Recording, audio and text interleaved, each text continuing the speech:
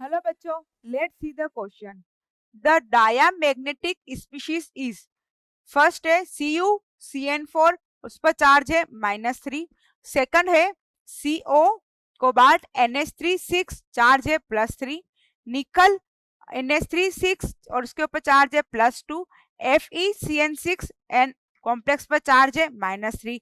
ए option है हमारे पास first and third, B option है first and second, C option है third and fourth, and D option is only fourth. और हमसे यहाँ पूछा गया डायमैग्नेटिक स्पीशीज। डायमैग्नेटिक स्पीशीज मतलब कि अनपेयर्ड इलेक्ट्रॉन क्या हो, अब्सेंट हो। अनपेयर्ड इलेक्ट्रॉन अब्सेंट वो होता है डायमैग्नेटिक। तो सोल्व करते हैं। फर्स्ट देखते हैं हम CuCN4 और उसके ऊपर चार्ज है -3। इसका मतलब कॉपर पे कितना चार्ज आएगा, x - 4 इज इक्वल टू -3। तो कॉपर पे चार्ज आ गया +1। कॉपर की बात करें तो कॉपर का आउटरमोस्ट कॉन्फ़िगरेशन होता है 3d10 4s1। तो हमारे पास +1 है, इसका मतलब कॉपर का आउटरमोस्ट कॉन्फ़िगरेशन होगा 3d10। डी क्या है यहाँ पर, फुलफिल है, d10 है।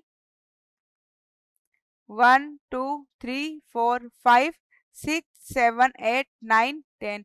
डी क्या है यहाँ पर, फुलफिल है। तो यहाँ अनपेयर्ड इलेक्ट्रॉन्स क्या है, यहाँ पर 0 है। तो यहाँ अनपेयर्ड इलेक्ट्रॉन क्या है, अनपेयर्ड इलेक्ट्रॉन 0। अनपेयर्ड इलेक्ट्रॉन 0 है, तो यहाँ पर इसका मतलब ये क्या होगा, डायमैग्नेटिक होगा, डायमैग्नेटिक। सेकंड देखते हैं हम। सेकंड वन इज CO, यहाँ पर कोबाल्ट है, कोबाल्ट के ऊपर चार्ज क्या है, +3। क्योंकि यहाँ पर अमोनिया क्या होता है, न्यूट्रल लिगेंड होता है, तो ये तो न्यूट्रल होता है, तो इस पर कोई चार्ज नहीं होगा। तो कोबाल्ट के ऊपर चार्ज आएगा +3। और कोबाल्ट का आउटरमोस्ट कॉन्फ़िगरेशन होता है 3d7 4s 2। तो यहाँ +3 है, तो इसका मतलब cobalt plus 3 electron, 2 electron S से, 1 इलेक्ट्रॉन D से, तो 3d6 4s0। 3d6 है, और यहाँ पर अमोनिया क्या है, स्ट्रॉन्ग लिगेंड है। अमोनिया स्ट्रॉन्ग लिगेंड है, तो अमोनिया के यहाँ पे क्या कर देगा, ये पेयरिंग करवा देगा। 1 2 3 4 5 6, 6 है, पर लेकिन ये क्या करेगा, पेयरिंग करवा देगा। तो ये इलेक्ट्रॉन यहाँ पर आ जाएगा और यहाँ पर आ जाएगा। तो यहाँ पर अब क्या हो जाएगा, आफ्टर पेयरिंग 1 2 3 4 5 6। तो यहाँ पर डी ऑर्बिटल क्या है, यहाँ पर अनपेयर इलेक्ट्रॉन्स की बात करें तो अनपेयर इलेक्ट्रॉन क्या है, 0, क्योंकि पेयरिंग हो चुकी है। तो अनपेयर इलेक्ट्रॉन क्या है, 0। तो मॉलिक्यूल क्या हो गया यहाँ पर, डायमैग्नेटिक, डायमैग्नेटिक। थर्ड है हमारे पास निकल का कॉम्प्लेक्स है।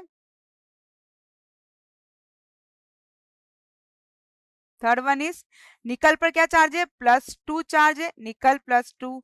और निकल का आउटरमोस्ट कॉन्फ़िगरेशन होता है 3d8 4s2। 3d8 4s2, निकल +2 है, तो 2 इलेक्ट्रॉन मतलब कि यहाँ पर S से गए, तो 3d8 हो गया, 3d8 3d8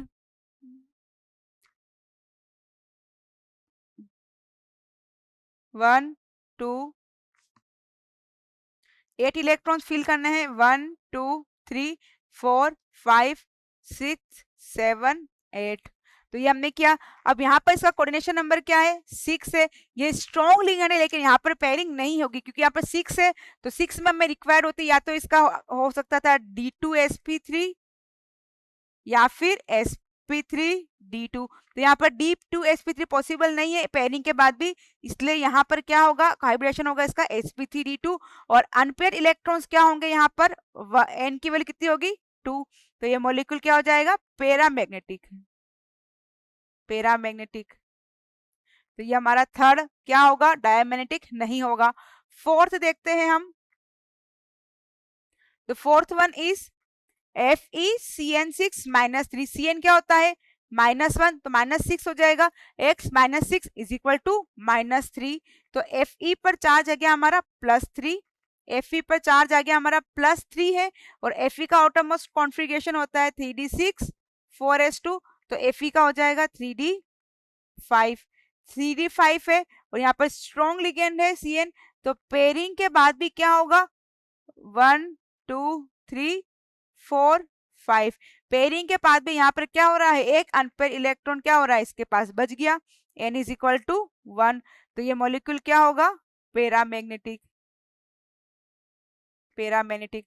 हमें यहाँ पूछा था डायमैग्नेटिक, तो हमारा आंसर होगा व फर्स्ट एंड सेकंड। तो correct option is B. I hope you will understood. Thank you, best of luck.